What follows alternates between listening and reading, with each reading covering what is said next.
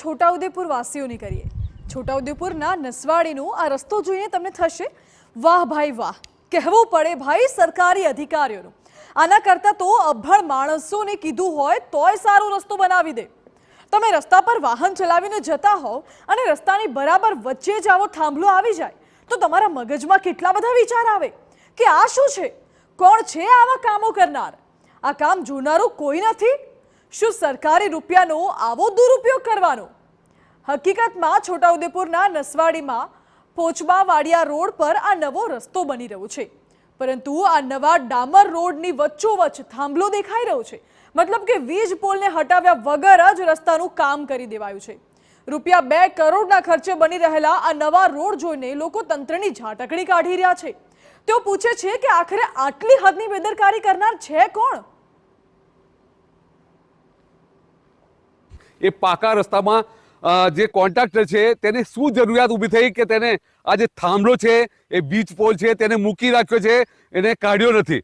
તો બીજી બાજુ આ જે માર્ગ જે બની રહ્યો છે તેની બાજુ આજે એનો આજે તાણિયો કહી શકાય, જે તાર કહી શકાય, જે સપોર્ટ માટે તેને બી હટાવવામાં આવ્યો નથી।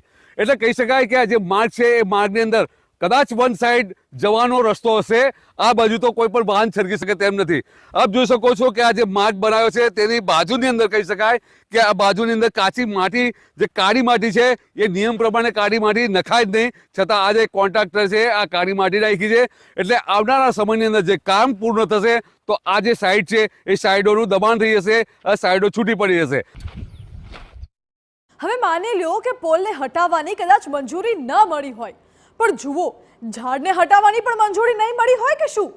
વાહનો અહીંથી અવરજવર કરે છે ત્યારે નમી ગયેલો પોલ ક્યારે ધરાશાયી થઈ જાય કહેવાય નહીં। રોડનું મેટલિંગ કરવામાં આવ્યું છે, તેની બાજુમાં પીચિંગ માટે પણ લોકોના વિરોધ છતાં ખેતરની કાળી માટી નાખી દેવાઈ છે। કાળી માટી આ મેન્ટલી રોડ બની ગયો પછી અમે વાત કરેલી એ ભાઈને કે તમે બહારથી માટી આ સાઈડમાં પૂરવા માટે લઈ આવો, પણ અમારું માયના વગર રાતે આવીને આ ખાડા પાડીને અમારી કાળી જે આ જે માટી છે એ ખોદીને એ રોડની સાઈડમાં પૂરી દીધી। હવે આ માટી કાળીની જગ્યાએ વ્હાઈટ ગોળમટી એવી પૂરવી પડે એને બહારથી, પણ એ આ કાળી માટી ખોદીને આ સાઈડમાં પૂરી દીધી। અને ચોમાસાની અંદર અમારે વાવેતર કરવાનું હોય તો સાધન અમારે કેવી રીતે ઉતારવું? કોન્ટ્રાક્ટરો જે કામ કરતા હશે એ આવીને અહીં તપાસ કરે અને જે રસ્તામાં વચ્ચે થાંભલો છે એ હટાવીને કામ ચાલુ કરે કહેવાય, અને રસ્તા વચ્ચે થાંભલો આવતો હોય તો એ કંઈ નકામું છે કહેવાય। એટલે અધિકારી જે હોય તે આવીને તપાસ કરીને કામ ચાલુ કરે એવી અમારી માંગ છે। કીધું ખરું પણ એ તો રાતે આવીને ખોટી ગયા સાહેબ, એટલે અમે કીધું તો અમે ઉભા રહે તો તમે ખોટજો એમ કીધું તો એ તો ઘરે જતા નહીં, એટલે સાહેબ એ તો ફૂટ દીધી સાઈટો એમ બહુ તકલીફ પડવાની સાહેબ અમને ચોમાસામાં અમે ટ્રેક્ટરથી કેવી રીતે ઉતારીને અમે ખેતી કરી ખાવું આવે એમ આ ખાડામાં થઈ ગયા ખેતરા આવે। સાંભળ્યું આપે? હવે આવું અણઘડ કામ કરવામાં કોનો હાથ છે એ શોધીને તેમની સામે કાર્યવાહી કરવી જોઈએ એવી ગામના લોકોની માંગ છે।